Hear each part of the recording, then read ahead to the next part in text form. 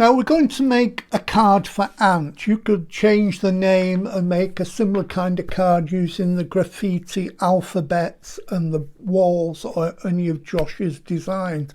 But I'm going to use this just using the walls and the alphabet. Now what you want to do is, you see I've already cut these out ready, but I printed these out onto A4. You get, depending on what size you want and how many letters you've got. I've got B here and M and S, etc. You've got different sizes. So you need to print out onto A4. You get 2 letters for the big size.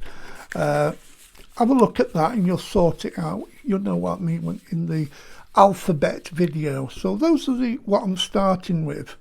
Now I've also going to make a nice elongated card, but I'm going to have it so it opens up this way. So what I've done is I've taken just one piece of A4 card and I've just creased it down here. I've done it the width of the ruler, and all I did was that, and then take the embossing tool and just creased it like that, and then just folded that over, and then I put this inside. That's going to stick down, and I trim the edge off so they're equal. So all I've got to do now is stick this down. Just move that out of the way.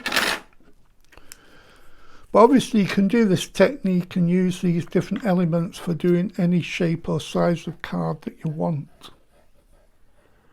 So a little bit of glue on there, and then put those up together, and you've got some wiggle room with this glue, which just allows you to push it into position, slide that up a little bit like that, so it's exactly in the right place. So I've got a nice rectangle card here which opens like that. Next thing I'm going to do, I've taken a piece of, printed out one of the wall effects from the background walls, and I thought this brick one would be really nice, and I've cut a strip out of that, and I'm going to stick this down onto the card like so.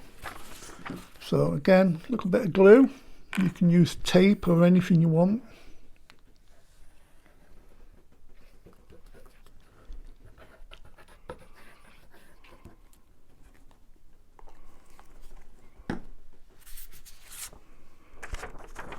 And that's just going to fit on there, so it allows a nice little border all the way around there, like so.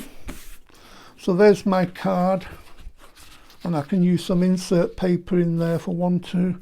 And then I've cut out my letters, Ant, A-N-T, but I think it always looks better if you start with the last letter and stick that down and work backwards.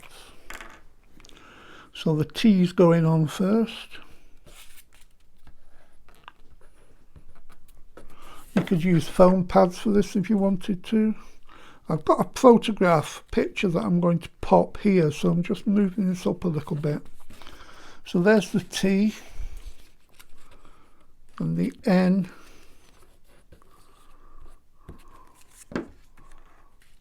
That's slightly overlapping there.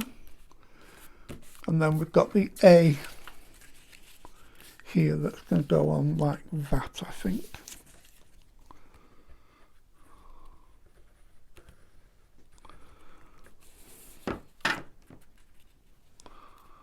And that's going to go there. Just slide it into position, turn it round so I can have a look at it, see if I'm happy with that. Yeah, I'm happy with that.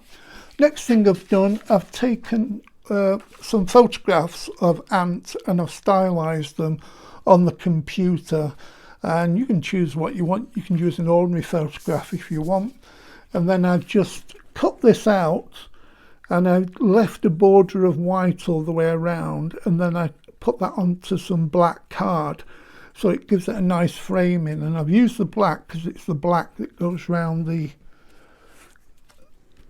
alphabet letters. So I'm just going to stick this down, and so you can make a really nice personalised card, and that's going to go there. That was so quick, so simple. I think it looks great though.